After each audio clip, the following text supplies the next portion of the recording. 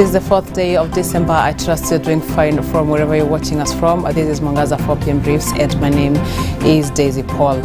Now, the committee overseeing the implementation of the 10-point agenda and the NADCO report, Coin 10, has reaffirmed its commitment to delivering reforms agreed upon in the March Pact between President William Ruto and the late Right Honorable Raila Odinga, despite Raila's absence. Coin 10 chairperson Dr. Agnes Zani says the passing of Raila Odinga has dealt a massive blow to the committee and the nation, but emphasized that the reform process he championed must continue. Past 3 days, this committee has been privileged to benefit from critical insights from experts of democracy, professors, madaktari, experts of democracy, good governance, strategic communication, and other cross-cutting thematic areas relevant in building the capacity of the Coin 10 committee as we continue to engage stakeholders in carrying out our mandate. It has been a great pleasure for us, even as we have continued to exercise into this way of being able to acquire and benefit from the knowledge of these experts. This committee will continue to partner with various stakeholders. We want to partner with as many stakeholders as is possible.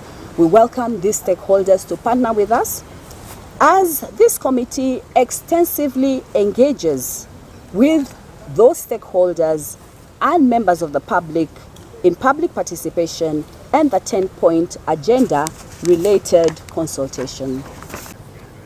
The committee continues to actively oversee the implementation of the 10-point agenda by meeting stakeholders in socio, economic and political spheres with the aim of making the nation better for all. In other words, how to narrow down on the various indicators, how to measure the various indicators, which sources to look at, which sources to consolidate with, which sources to give data from, and then say where the status for implementation is. So very shortly, we want to come with actual data to you in that issue and all the other issues that are raised in the 10-point agenda. The Masai Mara University, in collaboration with the National Museum's management, have signed a memorandum of understanding that will aim to preserve the rich history of the Ma community culture through documentation aimed at promoting cultural tourism in the country. Speaking when they signed the MOU, Professor Mary Gikungo, the Director General of the National Museums, emphasized that the preservation culture is important for cooperation with stakeholders, similar to what is happening in other countries where academics and students are involved. Why National Museums of Kenya is important? We are also mandated to document the cultures. You see, we have generations to come. If we do not document, they will not relate with the culture. So we preserve also the tangible heritage in terms of the corrections that we make, the artifacts. They are so important because they give us identity.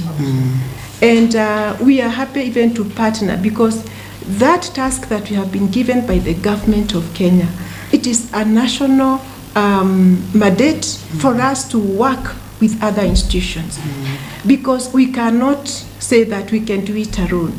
Can we come up with a curriculum that is promoting culture? Because she has said that the future generations may not even know that a Maasai woman used to dress like the way I'm dressed. They may not know. Perhaps this attire will disappear and they don't see the value of this. Can we preserve and pass it over for posterity so that those who will come after us 30, 40 years from now, the culture is still rich? Not just the Maasai culture, but even the cultures of wherever we come from. Because each and every community represented here has a rich culture, but we are not bringing it out. We think that it's primitive, and fortunately, the British came and told us that we must put on a suit and a tie. And we borrowed it heavily. How are we going to ensure, as the National Museums and Masai Mara University, that we drive this cultural heritage issue so that we even do a memorandum and take to the head of state and say, look, we want Kenya to have a national dress. And this is what we are proposing. We are proposing a dress made of Maasai blanket, decorated with the sisal from the Luos. I don't know which one is your attire. We bring in a blend of all this. It is possible. And why don't we have a national cultural week where we can say this week in every county of the 47 counties, let the counties celebrate their rich culture so that children don't forget this. 100 girls in Sekenani Narok West constituency have received training about hygiene during menstruation and morals in the community against deviant behavior during this long December holiday. And speaking at the Sekenani Primary School after participating in a 3-kilometer walk, the stakeholders and students have vowed to take the message home and mobilize the community to support efforts, especially against female genital mutilation.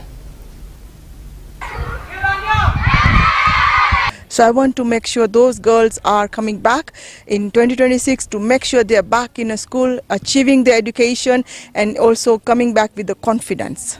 So my idea is, and my message to all the people who are making policies and laws out there, to make sure, please, the laws are correct sitting in a place, but have we managed to put the dialogue on the ground? Did we educate our community? I was happy to see girls in the first day.